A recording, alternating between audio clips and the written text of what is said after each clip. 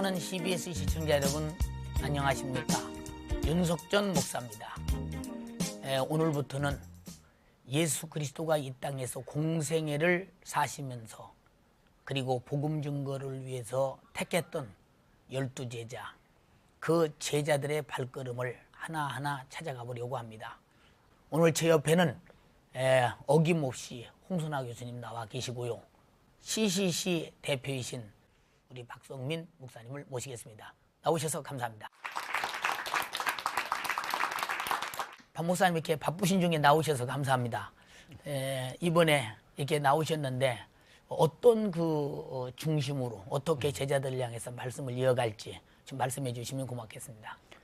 저는 이제 성경적인 입장으로 예. 특별히 보고자 합니다. 그래서 예. 성경의 12제자들의 발자취를 성경 안에서 찾아보고 예.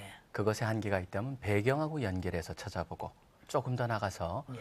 전승과 연결해서 예. 12제자들의 발자취를 찾고자 합니다. 예. 예수께서 12제자들을 제일 먼저 불러 모으기를 시작했던 갈릴리, 우리는 갈릴리는 사실 현장에 가보면 갈릴리에 호수가 있습니다. 그러나 그가 유명했던 것은 바로 그곳에서 예수님의 제자들을 불렀고 제자들의 활동과 예수님의 활동이 있었기 때문입니다. 오늘 바로 그 제자들의 고향이었고 제자들이 출발되었던 갈릴리 지역으로 우리 화면을 한번 보시면서 가보시겠습니다. 이스라엘의 북부 갈릴리. 이곳은 예수님이 공생애의 대부분을 보내셨던 곳으로 밟는 곳마다 예수와 12제자의 자취가 스며 있는데, 목사님, 저기 교회에 왜 저렇게 십자가가 많은 거죠? 여기 이 지역은 예수님이 제자들과 함께 사역을 많이 하던 지역이거든요. 그래서 지금 십자가를 저기 12개를 세우는 이유는 예수님이 12제자를 데리고 이 지역에 많이 사역을 많이 했었다는 그 사실을 기념하기 위해서 저 기념교회로 12개 십자가를 만들어서 기념교회를 만든 거래요. 이처럼 갈릴리는 제자들이 예수님을 만나고 수많은 이적들을 보았던 권능의 체험 장소였다. 제자들은 예수님의 기도 모습을 보며 기도의 바른 방법을 익혔다는데 그 현장 또한 갈릴리에 있었다. 목사님, 여기가 예수님께서 기도를 드렸던 장소라고 하는데 예수님께서 베세다에서 제자들을 만나고 또 이곳에서 기도를 많이 하시고 또 성경에 보면 베세다에서 주님이 기도하셨다는 말씀이 있거든요. 예. 바로 여기가 팔복산이고 그래서 아마 이 동굴이 옛날 예수님 시대부터 있었던 동굴이었으니까 아마 예수님이 이곳에 오셔서 기도하지 않았나 또 제자들과 함께 담소도 나누지 않았나 이런 생각을 해보면서 그때를 기억해보는 거예요. 예수께서는 기도에 대해 제자들에게 말씀하셨다. 너는 기도할 때 내 골방에 들어가 문을 닫고 은밀한 중에 계신 내 아버지께 기도하라. 그 기도의 현장으로 순례자들의 발길은 이어지는데, 이처럼 갈릴리는 예수께서 메시아인 것과 그의 힘은 바로 기도에서 나온다는 것을 배우는 생생한 체험의 현장이었으며 이후 12제자들의 삶을 이끌어가는 힘의 진원지가 되었던 것이다. 홍 교수님, 갈릴리는 뭐 12제자가 출발했던 곳이라 해도 과언이 아니지 않습니까? 근데 갈릴리에 대하여 우리가 성경적으로 갈릴리 하니까 유명해졌지 않습니까? 네. 그 갈릴리 그 지역은 어떤 지역이며 역사적으로는 갈릴리가 어떤 의미가 있는지 좀 말씀해 주시면 좋겠습니다. 예. 예루살렘과 거리상으로나 또 지형적으로 굉장히 멀리 있었습니다. 그렇죠. 예, 그래서 그 거리도 떨어져 있었고 예. 또 예루살렘이 산악지대에 있었기 때문에 예루살렘과의 그 교통은 좀 어려웠었습니다. 예. 사실은 그것은 하나님의 큰 은혜인 줄 압니다. 예.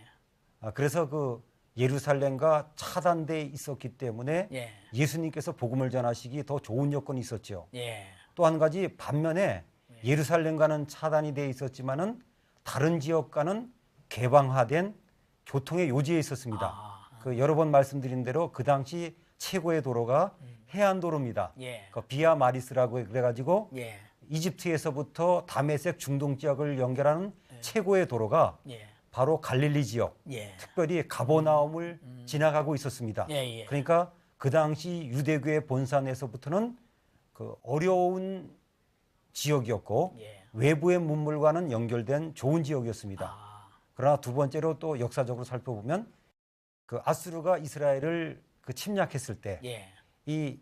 갈릴리 지역의 사람들을 포로로 잡아가고 예. 대신 이방 사람들을 이곳에다 많이 살게 했습니다. 예. 그렇기 때문에 혼합 종교였기 때문에 예. 혼합된 지역이었기 때문에 예. 유대교의 그 영향이 희석되어 있기 때문에 예. 복음을 전하는 데는 매우 중요한 여건을 갖췄습니다.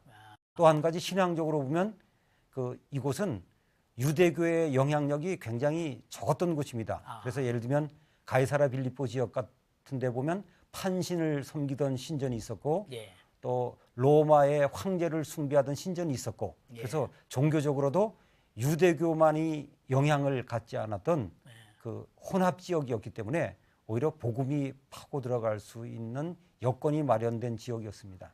그때 갈릴리는 정치적 상황 속에서 어떤 때였는지요? 이제 예수님이 탄생하시기 한 200년, 106, 70년 전에 예. 유대 사람들은 본인들의 왕국을 세웁니다. 그래서 헤스모니안 왕국이라는 데가 있었는데 예. 그게 이제 1세기 중반부에 와가지고 예. 로마의 밑으로 들어가 버립니다. 예. 거기서 이제 등장하는 인물이 우리한테 잘 알려진 헤롯 왕이라고 알려진 예. 예수님의 탄생과 연결된 그 헤롯 왕. 예. 그분이 이제 그쪽이 이두미안인데요. 그 사람들은 이제 이방인입니다. 그래서 약간 유대의 피를 갖고 있지만 예. 이 반쪽 혈통을 가진 사람들이 거기에 등장을 하게 되고 그 묘략과 또 재치도 있는 사람이고 상당히 정치적인 수완이 있는 사람이기에 10명의 부인들을 거느리면서 그 안에 수많은 자녀들이 낳게 됩니다. 예. 그러니까 그런 혈통이 제대로 갖춰지지 않은 사람들이 지배를 하게 되고 또 그 가운데 그 10명의 부인 가운데서 또 태어난 자녀들 가운데 그 알력 때문에 예. 사실상 여러 가지 이유로 굉장히 복잡한 상황이었고 예. 예수님이 탄생하자마자 조금 있다가 그 헤롯 왕이 죽음을 예. 당하고 세 곳으로 아들들한테 나눠지게 됩니다. 예. 아들들한테 나눠지면서 한 곳이 바로 이 예루살렘 중심으로 한 헤롯 아켈라오가 그것을 받고 그다음에 갈릴리 지역은 헤롯 안티파스라고 하는 사람한테 넘어가고 또 하나 이제 그 지금 가버나움 저쪽이라고 할 수 있는 그 약간 북동쪽의 지역은 이제 헤롯 빌립한테 넘어가게 됩니다. 그 세 지역을 따져봤을 때 아켈라오는 아주 잔인해서 예. 주후 6년에 그 사람은 쫓겨나가고 이제 로마의 황제령으로 들어가 버립니다. 아하. 그러니까 사실상 세 곳을 따라봤을 때 빌립이 통치했던 북동쪽은 시리아 사람들이랑 헬라 사람들이 많았기 때문에 별로 문제가 없었습니다. 그렇지만 이제 유일하게 남은 곳이 바로 갈릴리였죠. 갈릴리 지역이었는데 상대적으로 정치적으로는 상당히 안정된 곳이었습니다. 그러다 보니까 요셉도 아켈라오가 그 예루살렘 중심의 그 통치를 맡게 됐다는 얘기를 애굽에서 듣고 불안해할 때 꿈에서 현몽해가지고 갈릴리로 가라. 그래서 나사렛으로 갔다고 마태복음에 나와 있는 것을 봤을 때 그것이 사역하기에 참 정치적인 상대적으로 안정된 곳이었다. 그렇게 말씀드릴 수가 있습니다. 예수님의 제자를 그 갈릴리에서 많이 부르시지 않습니까? 그 택한 이유가 무엇일까요? 갈릴리 사람들은 그 지역의 상황 때문에 개방적이었습니다. 폐쇄적인 사람은 예수님을 쉽게 받아들일 수가 없었지요. 예. 그래서 개방된 지역에 살았기 때문에 모든 자세가 받아들일 수 있는 개방성이 있었기 때문에 예수님은 제자들을 갈릴리에서 선택하지 않았는가. 또 한 가지 그 예수님의 제자들은 아시는 대로 그 당시 집권자들이었던 종교 지도자들이었던 바리새인들, 사두개인들, 서기관들이 없었습니다. 예. 아마 그 사람들은 예수님을 받아들일 수 없을 겁니다. 그 요즘 말하면 권력층, 그 상류층이 없었던 것이죠. 그렇기 때문에 대신 겸손했지요. 예. 또 한 가지는 저는 그것을 중요하게 여기는데 예수님은 할 일 없어서 비실비실대던 사람들을 부르시지 않고 그 우리가 확인한 대로는 일하던 사람들을 부르셨습니다. 예. 열심히 고기 잡고 어쨌건 또 로마의 세리는 되었지만은 열심히 직장에서 일하던 사람들을 부르셔서 하나님의 일을 하도록 하신 것을 봅니다. 갈릴리 주변 그 지역이나 그 갈릴리의 그 여러 가지 상황을 그때 그 유대인들이나 로마인들은 갈릴리를 일반적으로 어떻게 평가했는지 궁금하거든요, 박 목사님. 그 유대 역사학자 중에 요세푸스라고 하는 사람이 있습니다. 예. 그 요세푸스라는 사람이 그 갈릴리 지역의 지방에 무슨 특별히 무슨 역할을 가지고 예. 간 적이 있다고 합니다. 예. 그 사람의 글에 보면은 이런 내용이 나옵니다. 특별히 갈릴리 사람들을 접하면서 본인의 느낌들, 그다음에 갈릴리 사람들의 성향이라든가 그들이 가지고 있는 그 인간의 정서에 대해서 좀 얘기한 것이 있습니다. 근데 아까 홍 박사님도 말씀을 하셨지만 이게 사실 개방적이라는 것 때문에 그들이 혁신을 좋아했다라고 얘기를 하고 있습니다. 혁신을 좋아했고 그다음에 그렇지만 상당히 충동적이었고 성급했고 그다음에 지도자를 쫓아서 반란도 자주 일으켰고 그런 증거들이 사실 성경에도 나옵니다. 예. 그러니까 누가복음 13장 같은 경우에도 빌라도가 갈릴리 사람들의 피를 그들의 제물과 섞였다라고 하는 그런 말이 그때 상당한 갈릴리인들이 죽었다라고 사람들이 보고 있고 또 사도행전 5장 같은 경우에는 가말리엘이 그런 얘기를 합니다. 그때 호적 때에 갈릴리 사람 유다가 일어나서라고 하는 그런 표현이 나옵니다. 그걸 통해서 봤을 때 갈릴리 사람들이 그런 변화와 연결돼서 상당히 그 문제들을 일으켰다라는 것을 볼 수가 있는데요. 탈무드라는 것에 보면 또 이런 얘기도 나옵니다. 이익을 추구하기보다는 명예를 상당히 존중하는 경향이 있었다. 그렇게 따지고 본다면은 우리나라도 좀 우리나라 사람들하고 좀 비슷하지 않았을까 좀 그런 생각을 해봅니다. 예수님께서 제자를 택할 때 네네.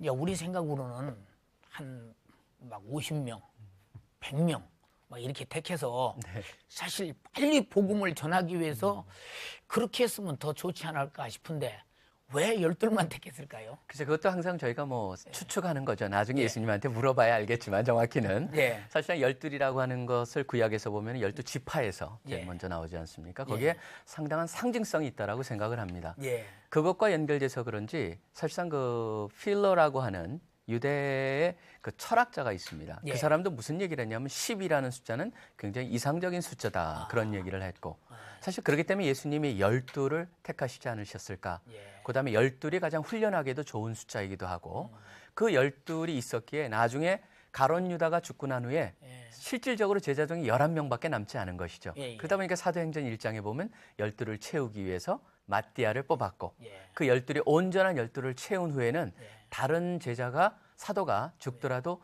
대치하지 않았던 것을 봅니다. 근데 그걸로 끝나지 않고 성경 전체에 이 12의 상징성이 참 많이 나와 있는데요. 3 곱하기 4도 12이지만 10이라고 하는 것을 계시록에 가보면은 예. 새 예루살렘을 얘기할 때도 12 기초석 위에 예. 12 사도들의 이름이 써져 있다 그러고 예. 또 12문 위에는 12지파의 이름이 써졌다 그러고 예. 그다음에 거기도 보면 14만 4천이라는 7장에 보면은 네. 그것도 12 곱하기 12 곱하기 예. 10의 3승이라든가 등등해서 12가 굉장히 중요한 역할을 하는 것을 볼 수가 있습니다. 그래서 거기에 우리가 상징성을 읽어야 되지 않을까 그렇게 생각을 합니다. 예수께서 제자들을 직접 부르시고 또 거기서 일하시고 또 역사하셨던 그 갈릴리 사람들의 터전, 바로 고기 잡던 터전 그 갈릴리 호수로 우리 화면을 통해서 한번 가보시겠습니다.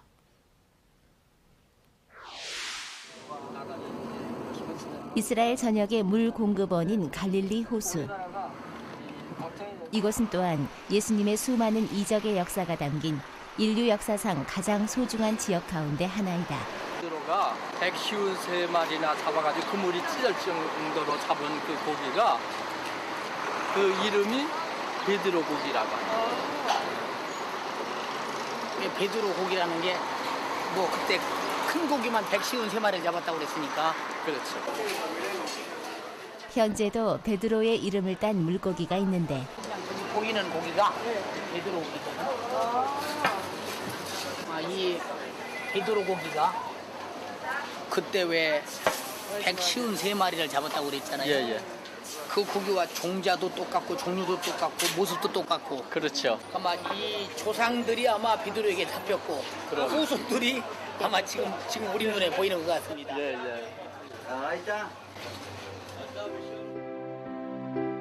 갈릴리 호수는 해수면보다 낮은 담수호로 40여 종 이상의 물고기들이 살며 연간 어획량은 5,000톤이나 된다. 보통 땐 물결이 잔잔한 이곳은 밤이 되면 거센 풍랑이 일기로 유명한데 12 제자들도 어느 날 밤 그 풍랑에 휘말려 있었다. 산에서 불어온 돌풍은 파도를 일으켰고 제자들은 앞으로 나아가지 못해 안간힘을 쏟고 있었다. 이때 예수께서 바다 위를 걸어오셨는데 제자들은 유령인 줄 알고 두려워했으나 예수께서는 두려워 말라 하셨고 이내 바다는 평정을 찾는다.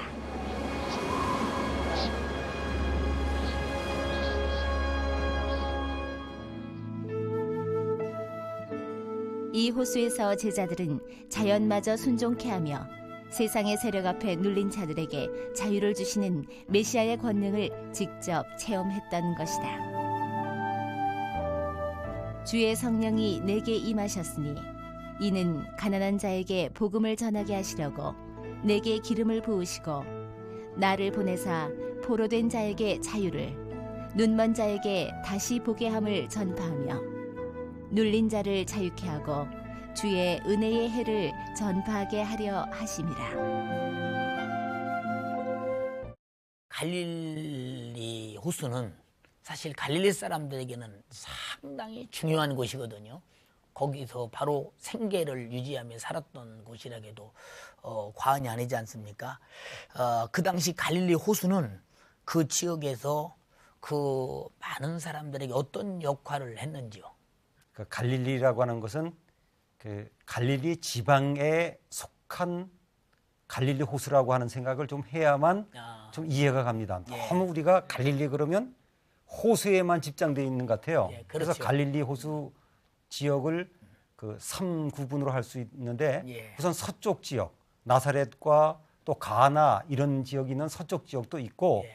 또 북쪽 지역, 예. 하솔로부터 가이사라 빌립보가 있는 그 지역, 그 지역까지 생각하면서 그 지역의 중심이 되는 곳이 갈릴리 호수였다. 예. 그렇게 생각하시면 좀 이해가 되겠습니다. 예. 그래서 그 갈릴리 호수는 기록에 의하면 예. 갈릴리 호수 주위에는 약 14개 정도의 어촌들이 있어서 그 어촌을 중심으로 해서 사람들이 살았을 것이라고 그럽니다.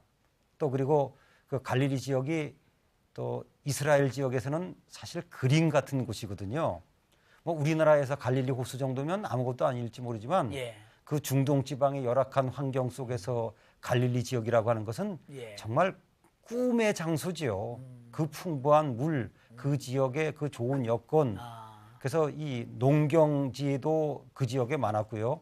어업의 중심지어도 되었고요. 그래서 이 갈릴리라고 하는 것은 그야말로 환상적인 장소의 조건을 갖추고 있었습니다.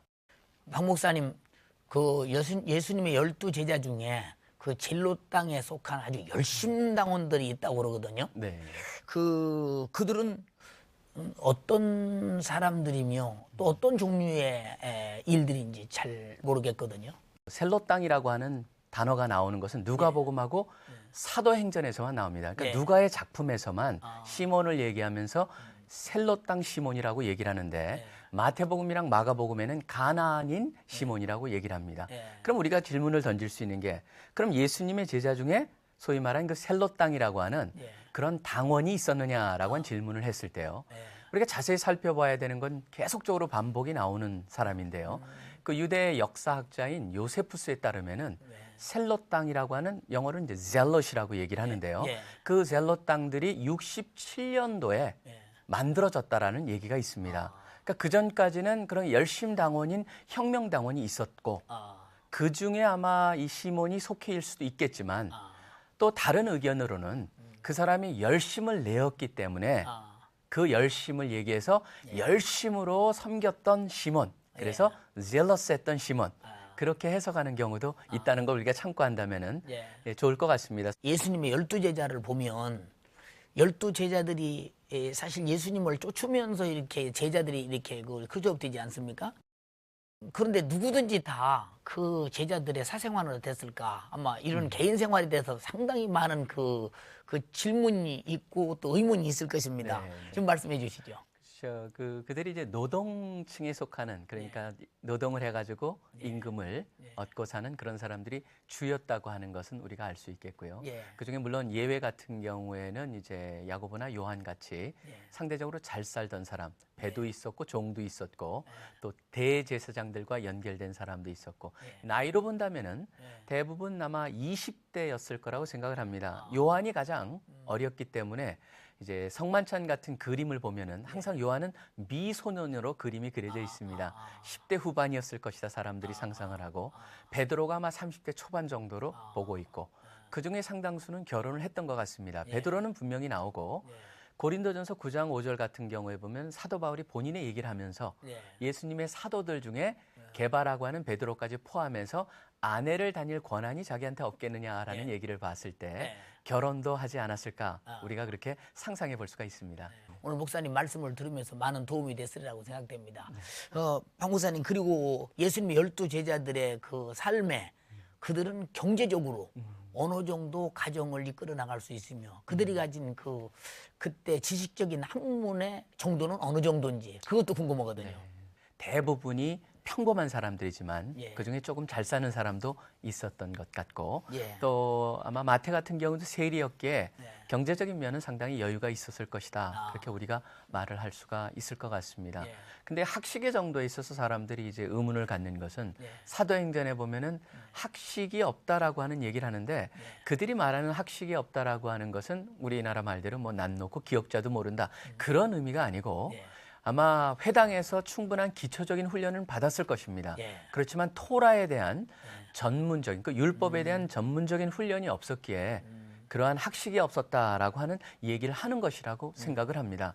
그렇기 때문에 이분들도 특별히 마태 같은 경우에도 세리이기 때문에 상당히 그 당시 로마의 체제를 생각해 봤을 때 이 사람은 여러 언어도 할 수 있었을 것이고 아마 그 마태만 보아도 그렇게 학식이 없다라고 말할 수 없고 요한의 경우를 봐도 그렇고 잘 사는 사람이었기 때문에 베드로인 경우도 그렇게 우리가 생각하는 거가 지금 현재로 말해본다면 간단히 말하면 신학 교육을 제대로 받지 못했다. 그렇지만 평신도 지도자로서도 훌륭한 지도자가 있었듯이 이들도 그러한 무리라고 볼 수 있지 않을까 그렇게 생각을 합니다. 오늘 그 두 분의 말씀을 이렇게 들으면서 시청자들이 상당히 많은 것을 느끼며 깨달았을 줄로 믿습니다. 지금 이 방청객들 중에서 그래도 듣고 아마 묻고 싶은 질문이 있는 것 같습니다. 우리 방청객의 질문을 한번 받아보겠습니다. 12제자들이 대부분 갈릴리 출신이라고 말씀하셨는데 가룟 유다가 출신이 아니라고 말씀하셨습니다. 그 가룟 유다의 출신은 어디 출신이며 그 지역과 그리고 갈릴리 지역이 어떤 차이가 있는지 알고 싶습니다. 가롯이라고 하는 말이 문제가 있습니다. 그 히브리어에 보면 이시크리옷이라고 하는 말인데 그 이런 뜻도 있다 그래요. 그리옷 사람이라고도 할 수 있는데 그럼 그리옷이 어딘가? 그리옷으로 성경에 나온 곳이 지금의 그 모압 지역입니다. 그러니까 요르단이에요. 또 그리옷이라고 하는 곳이 또 다른 곳이 있거든요. 그리옷 헤브론 지역의 남쪽에 있는 지역인데 그곳일 수도 있고요. 또 어떤 학자들은 이럽니다.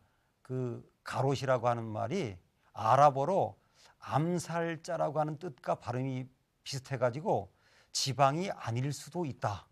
이렇게 해석을 합니다. 예수님과 제자들의 그 활동 경비는 어떻게 조달되었나요? 자매님께서 또 마침 질문을 해주셨는데 여자들이랑 관계가 있습니다. 그러니까 누가복음 8장에 보면은 예수님의 넓은 의미로 봤을 때 예수님의 제자들 중에 여자들이 있었다라고 하는 것을 알 수 있는 것이 있습니다. 함께 하셨고 그 예수님을 쫓아다니는 사람들 중에 이런 표현들이 나옵니다. 특별히 8장 3절 같은 경우에 그 헤롯의 청지기 구사의 아내 요한나와 수산나와 다른 여자들이 함께하며 그들의 소유로 그들을 제자들과 예수님을 섬겼더라라고 하는 표현이 나옵니다. 그랬을 때 바로 그것을 통해서 우리가 알 수 있는 것은 당시의 여자들은 사실은 굉장히 무시받는 그러한 시민들이었고 대상들이었는데 예수님께서 여자들을 하나님의 입장에서 받아주셨기 때문에 그 상당히 부유한 분들도 제자동에 있어서 그들이 예수님과 제자들을 섬기지 않았을까? 물론 그것이 전부가 아닐지라도 상당히 중요한 역할을 하지 않았을까? 우리가 추측해 볼 수 있습니다. 오늘 두 분 교수님의 그 해설 그리고 그 많은 시청자들의 궁금증 아주 보따리를 풀듯이 잘 풀어주셔서 대단히 감사합니다. 주 예수 그리스도의 복음이 땅끝까지 전파되기 위해서 초대 제자들을 택하고 초대교인들을 택하고 수많은 사람들을 택해서 복음을 전했습니다. 역시 지금도 어디에 제자들과 같은 초대교회 제자들과 같은 수많은 사람이 있을까? 주님은 찾고 있습니다. 여러분이 발견되어서 예수 그리스도의 제자가 되어 한 사람이라도 예수 그리스도를 알지 못해서 멸망하는 사람이 없도록 최선을 다해서 복음을 증거하는 예수의 큰 제자가 되기를 원합니다. 다음 시간에 또 뵙겠습니다.